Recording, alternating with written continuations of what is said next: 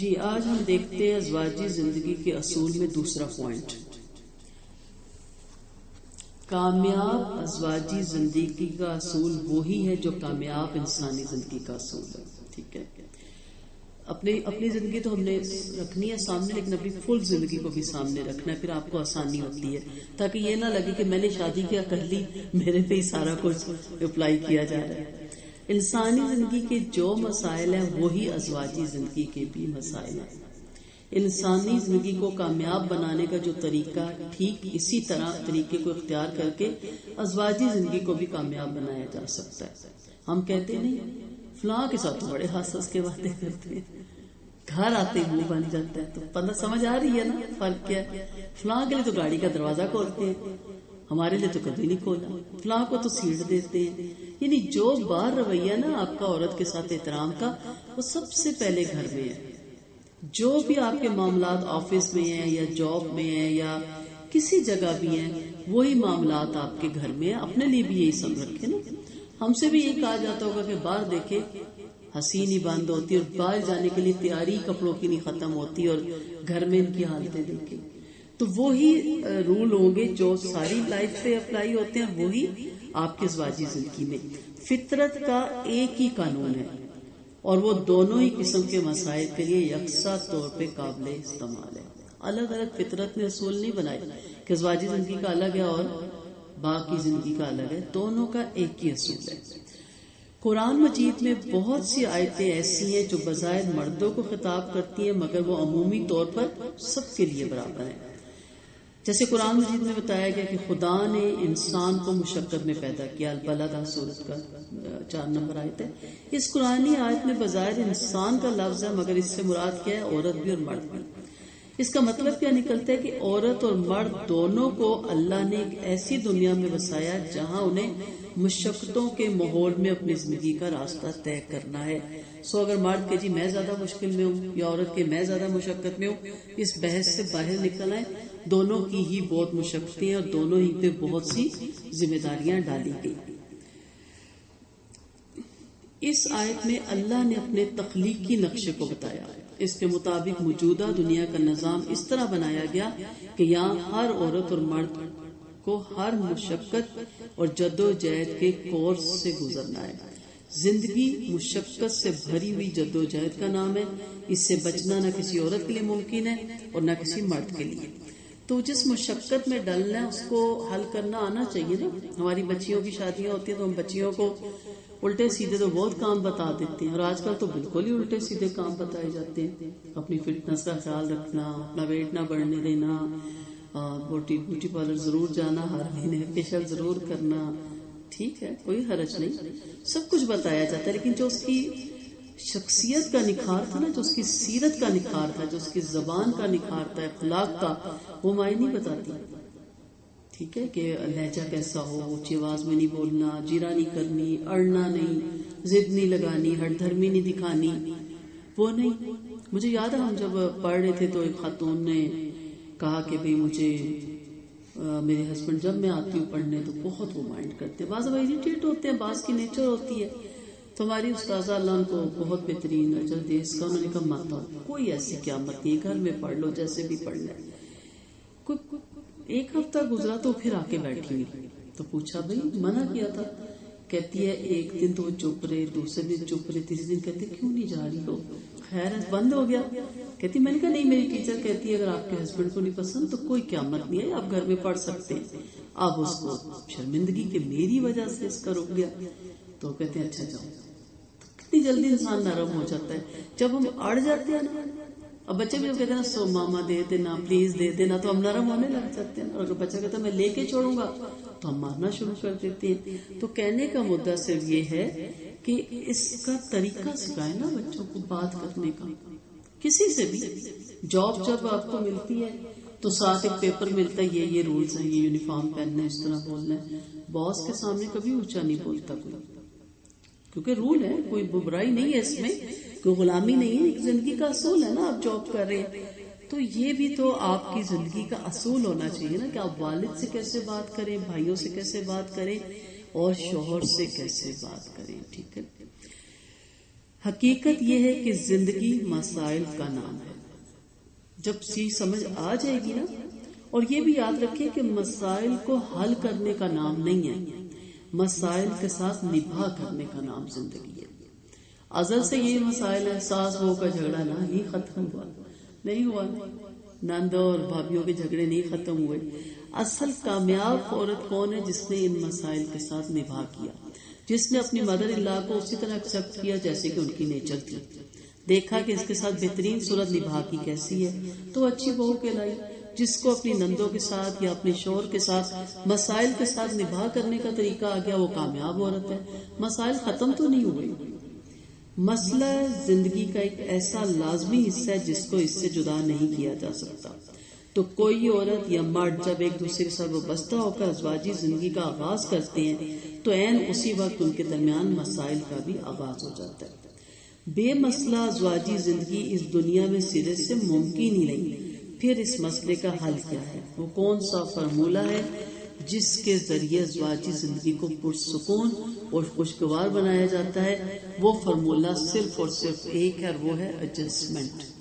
کہ آپ نے اپنے آپ کو اس ماحول میں، اس گھر میں، اس شوہر کے ساتھ جو اللہ نے آپ کے نصیب میں لکھا، ایڈجسٹمنٹ کرنی ہے. اگر آپ اپنا فریم لے کے جاتی ہیں، اس کے اندر اس کو فٹ کرنے کی کوشش کرتی ہیں، تو کبھی بھی آپ زندگی میں کامیاب نہیں ہو سکتی. مسئلہ یہ ہے کہ ہم جا کے اگلے کو بدلنا چاہتے ہیں، جس کی پرورش میں 22 سال 23 سال 25 سال 28 سال گزر چکے ہوتے ہیں. وقتی طور پہ لگتا ہے کہ ہم نے بدل لیا، لیکن وہ واپس اسی اپنی روش پہ وہ انسان لوٹ جاتا ہے. اصل چیز ہے کہ آپ ان کو ساتھ نبھا کرنے آئی ہیں، ان کو تبدیل کرنے نہیں آئی. جیسا اللہ نے بنایا، جیسی ان کی فطرت ہے، وہ ویسی ہی رہے گی.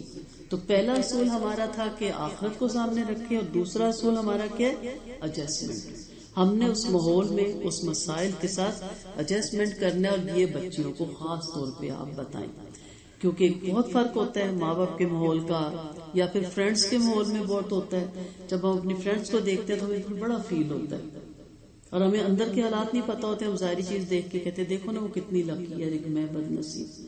بتاؤ کہ یہاں نصیبی اور خوش نصیبی کے ساتھ ہمارا معاملہ نہیں. اصل یہ ہے کہ امتحان میں کامیاب کون ہوتا ہے، اور کتنے ہی غریب اور غربا ان کو دیکھ کے زندگی میں رش کرتا ہے. میں خود ایک کپل کو جانتی تھی، اب تو پتہ نہیں کہاں ہوں گی، کبھی ان کے بارے میں پوچھوں گی. غربت کی انتہا تھی، اور کسی کی ڈیوڑی انہوں نے لے کے نا پتہ نہیں 800,000 میں کرائے پہ اس میں وہ رہتے تھے. لیکن اتنے وہ آپس میں ان کی انڈرسٹینڈنگ تھی، اور شام کو دونوں نے واک پہ جانا. ہم کہتی دیکھو کپل نکلا، اوپر سے ہم نے اپنے گھر سے دیکھنا. تو میں کہتی تھی یہ زندگی کا زیادہ مزہ ہے کہ دونوں آرام سے اپنی غربت میں بھی پھر شام کو پورا علاقے کو واک کر کے پھر وہ آتے تھے. اور اتنی اچھی ان کی لائف تھی، اور اتنی غربت تھی. تو غربت تو رکاوٹ نہیں بنتی نا لائف کو خوشگوار بنانے میں، یہ تو ہماری سوچ رکاوٹ بنتی ہے. ہم ایڈجسٹمنٹ نہیں کرتے. اور جب زیادہ دولت آتی ہے تو پھر مسئلہ یہ ہوتا ہے کہ پھر مرد کاروبار میں زیادہ مصروف ہو جاتے ہیں، دولت زیادہ بڑھانے میں، پھر وہ گھر آتے نہیں، ٹائم نہیں دیتے، پھر اکلاپے، اور پھر بھی ہمارا موڈ خراب ہوتا ہے. تو اصل چیز ہے کہ دونوں صورتوں میں گھر کو خوبصورت بنانے کا بہترین طریقہ ہوتا ہے کہ آپ نے ایڈجسٹمنٹ کرنی ہے. جب کوئی کسی سے ایڈجسٹمنٹ کرتا ہے تو بظاہر ایسا معلوم ہوتا ہے کہ وہ کسی عورت یا مرد کے ساتھ ایڈجسٹمنٹ کر رہے. چنانچہ اس کے دل میں یہ خیال آتا ہے کہ میں اپنے جیسے ایک انسان کے ساتھ کیوں ایڈجسٹمنٹ کروں. کہتے ہیں نا میری بھی سوچ ہے، میں کسی کے آگے کیوں جھکوں. یہ سوچ کسی عورت یا مرد کے لیے ایڈجسٹمنٹ کی راہ میں رکاوٹ بن جاتی ہے. ٹھیک ہے، اس سوچ سے باہر نکلنا ہے مرد کو بھی اور عورت کو بھی. اگر عورت سمجھدار ہے، عورت کسی اچھے عہدے پہ ہے، تو آپ ایڈجسٹمنٹ کریں اس کے ساتھ، اس کی پرابلم کو سمجھیں. اب عورت جاب بھی کرے، اور پھر ہم کہتے ہیں فلاں میٹنگ میں کیوں گئی، فلاں جگہ آپ کیوں گئی، فلاں جانا ضروری تھا. پھر اتنے ہسبینڈ تنگ کرتے ہیں کہ وہ جاب اس خاتون کے لیے عذاب بن جاتی ہے. اور پھر کہتے ہیں نہیں چھوڑنی بھی نہیں، چھوڑے بھی نہ اور چلائے بھی ہماری مرضی سے. تو ایسا نہیں ہوتا. اسی طرح ایک عورت کا شوہر اگر کسی اچھے عہدے پہ ہے تو اس کو ایڈجسٹمنٹ کرنا ہے. پھر اس سے تنگ نظری سے کام نہیں لینا. اسے پتہ ہے اس کی میٹنگز بھی ہوں گی، اس کو دوسرے ملکوں میں جانا بھی پڑے گا یا دوسرے شہروں میں بھی، تو پھر ایڈجسٹمنٹ کرے گا. تو جب ایک خاتون ایک مرد کے ساتھ اور ایک مرد ایک خاتون کے ساتھ ایڈجسٹمنٹ کر لیتا تو ان کی زندگی بہت خوشگوار ہو جاتی ہے. یہ صرف ایک غلط فہمی ہے. حقیقت یہ ہے کہ کوئی آدمی جب کسی کے ساتھ ایڈجسٹمنٹ کرتا ہے تو اس ایڈجسٹمنٹ کسی عورت یا مرد کے ساتھ نہیں ہوتی، بلکہ یہ خالق فطرت کے ساتھ ہوتی ہے. یہ فطرت کا قانون ہے کہ آپ اس چیز کو اسی طرح ایکسپٹ کریں گے تو آپ پرسکون رہیں گے. اگر آپ اس کو بدلنا چاہیں گے، توڑنا چاہیں گے، نئے سرے سے بنانا چاہیں گے تو آپ بے سکون ہو جائیں گے. یہ دراصل کوئی اور نہیں بلکہ خود خالق فطرت ہے جس نے دنیا میں ایسا نظام بنایا جہاں ایڈجسٹمنٹ کے بغیر کوئی اجتماعی کام سرے سے نہیں ہو سکتا. ایسی حالت میں ایڈجسٹمنٹ کرنا گویا خالق فطرت کے فیصلے پہ راضی ہونا ہے. ایڈجسٹمنٹ کا یہ پہلو اس کو ایک ایسی چیز بنا دیتا ہے جس کے نتیجے میں وہ اللہ کے انعام کا مستحق قرار پائے. اس اعتبار سے دیکھیں تو ایڈجسٹمنٹ کرنا یک طرفہ جھکاؤ صرف ایک اخلاقی روش نہیں، وہ ایک عبادت بھی ہے اور وہ اللہ کی خدائی کا اعتراف کرنا ہے. ایڈجسٹمنٹ خدا کے حقوق میں سے ایک حق ہے اور اسی جذبے کے تحت اس کو اختیار کرنا ہے، اور یہ خوبی عورت میں رکھی گئی. مرد جیسا ہوتا ہے ویسا ہی رہتا ہے. آپ شادی ہو کے اس گھر میں آتی ہیں، ایڈجسٹمنٹ آپ کو کرنی ہے، نہ کہ اس کو مجبور کرے کہ وہ آپ کی عادتیں اپنائے جو آپ پیکے سے لے کے آئیں. جو آپ کی سوچ ہے وہ آپ کی سوچ اپنائے. وہ تو اپنے گھر میں بیٹھا ہوا ہے، اسی طرح وہ چلے گا. آپ کو دیکھنا ہے کہ اس گھر کا ماحول، اس گھر کی عادات، اس مرد کی عادات جو میرا شوہر ہے کیسی ہیں، اس کے ساتھ ایڈجسٹمنٹ کر لیں، زندگی پرسکون ہو جائے گی. کیا وہ اتنے سالوں سے جی رہے تھے غلط جی رہے تھے؟ آپ نے آ کے بتایا کہ آپ غلط تھے. آپ نہ آتی کوئی اور اس گھر میں آ جاتی تو وہ تو جی رہے ہوتے نا. آپ آ گئی تو آ کے آپ اتنی کلیور کیوں بن رہی ہیں کہ آپ نقص نکال رہی ہیں اس کی عادتوں میں، اس کے پہننے میں، اس کے کھانے میں، اس کے آنے میں، اس میں جانے میں، اس کے بولنے میں. اس کو چلنے دے، وہ جیسے چل رہا تھا وہ بہتر چل رہا تھا جس طرح اللہ نے اس کی فطرت بنائی تھی. آپ کا کام ہے کہ آپ اس کے ساتھ ایڈجسٹمنٹ کر لیں، پھر آپ دیکھیں کہ گھر میں کتنا سکون ہوتا ہے. اس کے بعد آتے جی پوائنٹ مثبت سوچ کی ضرورت. پازیٹیو سوچیں. یاد رہ رہے ہیں اصول پہلا کیا تھا؟ آخر فکرت آخر. ٹھیک ہے. دوسرا کیا تھا؟ ایڈجسٹمنٹ کرنا ہے ہمیں. اب تیسرا کیا ہے؟ سوچ کو مثبت رکھنا ہے، کیونکہ مجبوری کا ایڈجسٹمنٹ بڑی خوف دیتا ہے نا. اڑتا ہے بندہ، سڑتا ہے، چلتا ہے. ایسی ایڈجسٹمنٹ نہیں کرنی. مثبت سوچ رکھیں. خاندانی زندگی میں مسائل کا سبب عام طور پر صرف ایک ہی ہوتا ہے اور وہ ہے منفی سوچ، نیگیٹو تھنکنگ. ایسی حالت میں گھریلو مسائل کے خاتمے کا سنگل پوائنٹ فارمولہ یہ ہے کہ عورت اور مرد دونوں کے اندر مثبت سوچ کی صرف پیدا کی جائے. ٹھیک ہے. سمپل سی بات ہے. شادی ہوتی ہے، شوق ہوتا ہے مرد لڑکوں کو بھی فوراً وائف کے پاس جائیں، آفس سے بھی آئیں، کہیں سے بھی آئیں. شروع میں بہت ہوتا ہے، ایک نئی دوستی بنتی ہے نا. ایک نیا بندہ گھر میں آتا ہے. کیا ہماری یہ سوچ نہیں ہونی چاہیے کہ ہم کہیں کہ امی سے مل کے آ رہے ہو کمرے میں یا ڈائریکٹ؟ اور اگر وہ ڈائریکٹ ہو تو ہم بڑے خوش ہوتے ہیں کہ دیکھا ہے مجھ سے اتنی محبت کرتا ہے کہ آتے ہی سیدھا میرے پاس. گناہگار ہو رہی ہیں آپ کہہ سکتی ہیں. اس کو کتنا اچھا لگے گا یہ کہ مجھے نہیں اس چیز کا دھیان رہا. نہیں رہتا لڑکوں کو، مردوں کو اس سے کتنا دھیان ہے. اور یہ کس لیے ہم رکھیں گے کہ جس کی والدہ اس سے راضی اس کی دعائیں عرش پہ جاتی ہیں. حدیث کا مفہوم بتا رہی ہوں. اگر اس کی والدہ اس سے ناراض تو اس کی نہ نماز عرش پہ جاتی ہے نہ دعائیں عرش پہ، اس کی دعائیں قبول ہی نہیں ہوتی. لیکن اگر منفی سوچ رکھیں گے تو ہم کہیں گے اچھا نہ جائے، تو اس کا رزلٹ کیا ہوگا؟ پھر بے برکتی، بے سکونی. تو اس کی تو ماں ہے، آخر مائیں کے پاس بیٹھے گا. تو شروع میں ہی اگر آپ ایسا کریں گے نا تو مائیں خود کہتی ہے جاؤ اندر انتظار کر رہی ہوگی، یا جاؤ صبح سے بیٹھی ہوئی دیکھ رہی ہے، بیٹھ لیا میرے پاس اب اٹھو.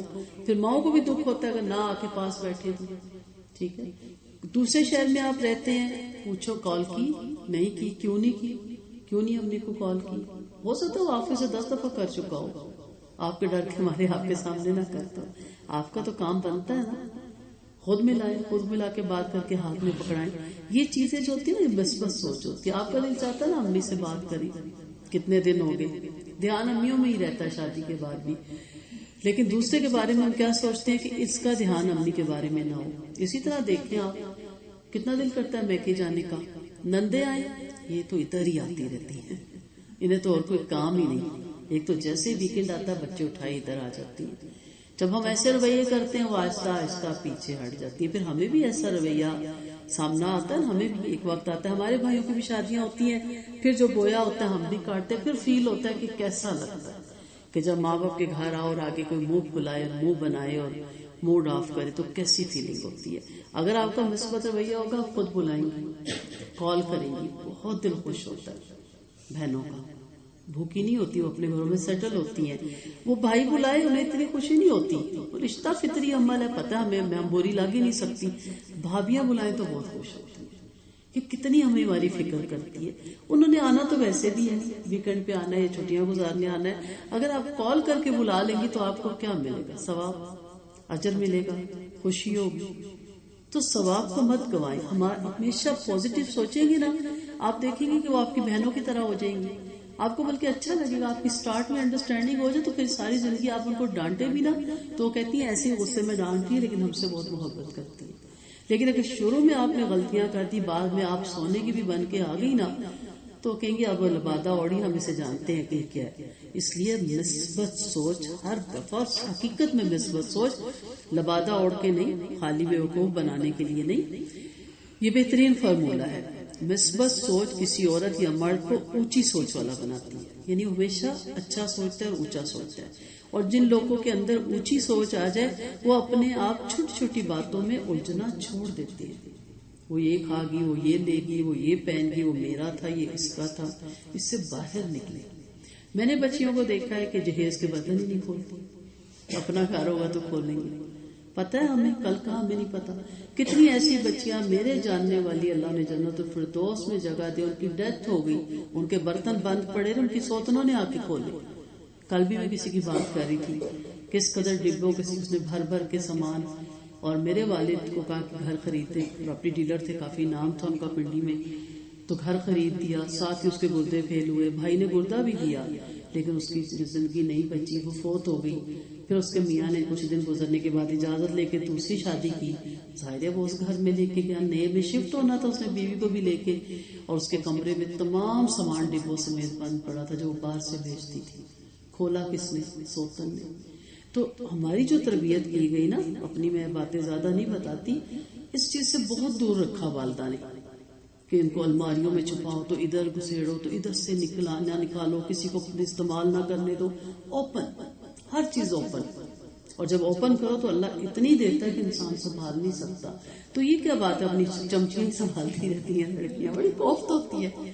میرے گلاس میں نکالے تو میرے کیوں اتارے. اس سوچ کو بدلیں. آپ ان چیزوں کو سمیٹنے کے لیے نہیں آئی, آپ محبتیں سمیٹیں, دعائیں سمیٹیں. دیکھیے گا کہ آپ کو کتنا سکون ملے گا. اور پھر آپ جو کہیں گی نا, سارا گھر آپ کے پیچھے کہے گا جو یہ کہتی ہے. دلوں کو جیتنا بہت بڑی بات ہے نا. تو وہ زندگی گزارنے کے لیے تلخیوں اور شکایتوں سے بلند ایک سطح پا لیتا وہ انسان, کسی چیز کی وہ پرواہ نہیں کرتا نا, تو پھر اللہ اس کو بے انتہا دیتا ہے. فطرت کی تقسیم کے مطابق ایسا ہے کہ ایک عورت یا ایک مرد کو ایک چیز نہیں ملتی. عموماً یہ ہوتا ہے کہ ایک کو کوئی چیز ملتی ہے اور دوسرے کو کوئی چیز. اب یہ ہوتا ہے کہ جو چیز کسی کو ملی ہے وہ اس کو اپنا حق سمجھ لیتا ہے, اور کوئی چیز جو دوسرے کو ملی ہے اس کے متعلق اس کا خیال ہوتا ہے کہ اگر وہ بھی مجھے کو مل جاتی اور اسے نہ ملتی تو اچھا تھا. اس سوچ کے نتیجے میں حسد اور جلن جیسے جذبات پیدا ہوتے ہیں جو تعلقات کو بگاڑنے کا سبب بن جاتے ہیں. اس تقسیم میں اللہ نے جس کو جو دیا اسے ایکسپٹ کرے. قرآن کے مطابق اس دنیا میں ہر چیز آزمائش کا پرچہ ہے. اگر یہ ذہن ہو تو مذکورہ قسم کی منفی نفسیات کی جڑ کٹ جائے گی. ایسی حالت میں عورت یا مرد یہ سمجھے گا کہ جو چیز میرے پاس ہے وہ میرے لیے ایک امتحان ہے, اور جو چیز دوسرے کے پاس ہے وہ اس کے لیے ایک امتحان ہے. اس لیے میرا دھیان تمام تر اس چیز پہ ہونا چاہیے کہ میں اپنے امتحان میں فیل نہ ہو جاؤں, میں اپنے آزمائشی پریچے میں اللہ کی نظر میں ناکام نہ ہو جاؤں. عورت اور مرد کے اندر اگر یہ فکر ہو تو اکثر خاندانی برائیوں کی جڑ اپنے آپ کٹ جائے گی. حقیقت یہ ہے کہ مثبت سوچ, پازیٹیو تھنکنگ تمام خوبیوں کی جڑ ہے. کیونکہ ہماری بچیاں بہت نیگیٹو سوچتی ہیں, بہت. تو جب آپ پازیٹیو سوچتے ہیں تو اللہ آپ کی مدد پہ اتر آتا ہے. اس لیے آپ کے ارد گرد کوئی نیگیٹو جال بچھا بھی رہا ہو نا, آپ کا کچھ نہیں بگڑتا. تو یہ بہترین صفت ہے. اور اس کے مقابلے میں منفی سوچ، نیگیٹو تھنکنگ تمام برائیوں کی جڑ ہے.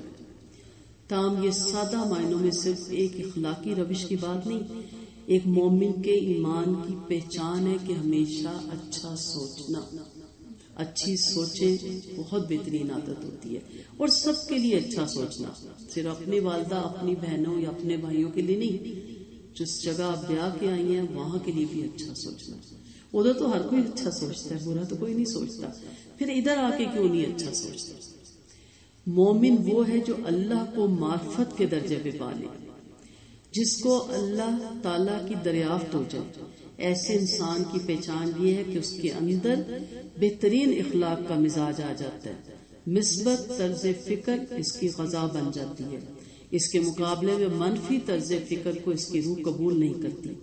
وہ منفی طرز فکر سے اس طرح دور ہو جاتا ہے جس طرح ایک خوش ذوق انسان بد ذوقی کی باتوں سے دور ہوتا ہے. تو کوشش کریں ہمیشہ اچھا سوچیں، اور بہت فائدہ ہوگا. اگر شوہر نے کوئی چیز کسی کو دی، بہنوں کو دی، والدہ کو دی، حق ہے ان کا. چلے ہم اس چیز کو بھی نہیں مانتے، ہم کہتے ہیں ہمارا ہی حق ہے. یہ مثبت سوچ رکھ لے کہ یہ اس کا نصیب تھا، ازل سے لکھا ہوا تھا، یہ اسی کو ملنا تھا. میرا ہوتا تو مجھ سے کوئی لے کے اس کو دے نہیں سکتا تھا. ٹھیک ہے، تو جب آپ مثبت سوچتی ہیں، اور یہ بھی مثبت سوچیں کہ اگر مجھے اچھے لگتے ہیں بہن بھائی تو ان کو بھی اچھے لگتے ہیں. ہم چاہتے ہیں ان کو اچھے نہ لگے.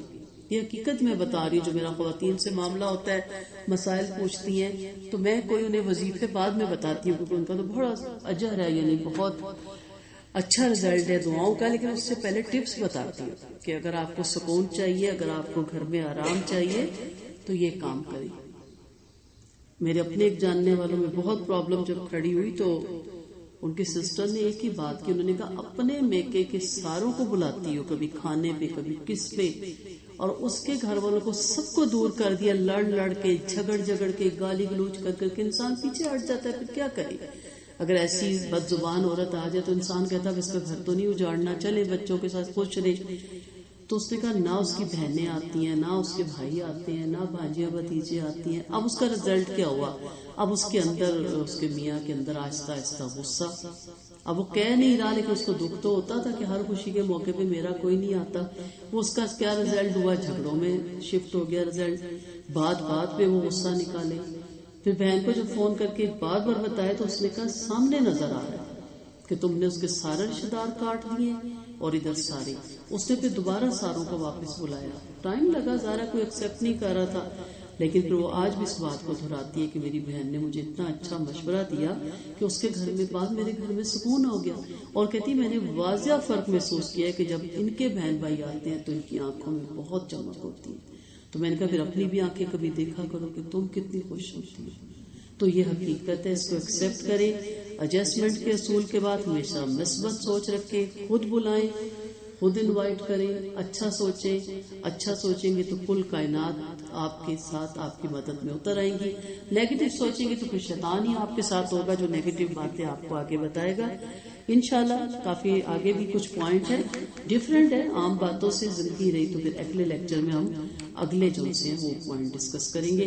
اللہ تعالیٰ ہمیں سمجھنے کی اور عمل کرنے کی توفیق دے، اور اللہ تعالیٰ ہمیں اس امت کی بہترین عورتیں بنائے، با اخلاق عورتیں بنائے، با حیا عورتیں بنائے، اور ہمارے گھروں کے ماحول اچھے ہوں، خوشگوار ماحول ہوں، اور ہماری آخرت کی جنت سے پہلے ہماری دنیا جنت ہو جائے. آمین. وآخر دعوانا ان الحمد للہ رب العالمین. سبحانک اللہم و بحمدک، نشہد ان لا الہ الا انت، نستغفرک و نتوب الیک. السلام علیکم ورحمۃ اللہ وبرکاتہ.